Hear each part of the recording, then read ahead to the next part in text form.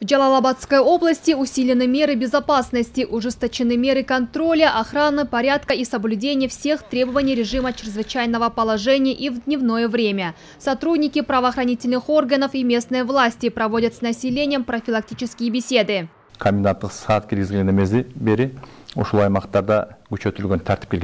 Наши сотрудники днем и ночью работают, контролируют, чтобы люди не нарушали требования режима ЧП. Но и этого недостаточно. Органы местного самоуправления в недостаточной мере проводят работу по информированию населения. Мы объясняем населению о важности находиться дома, о коронавирусе и его последствиях.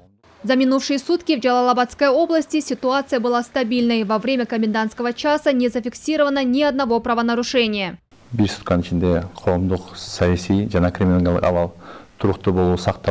За минувшие сутки общественно-политическая и криминогенная ситуация сохранялась стабильной, правонарушений не выявлено, работа по сохранению порядка ведется в усиленном режиме, усиленно работают и блокпосты. Комендант также напомнил жителям области, что на проведение весенне-полевых работ ограничений нет.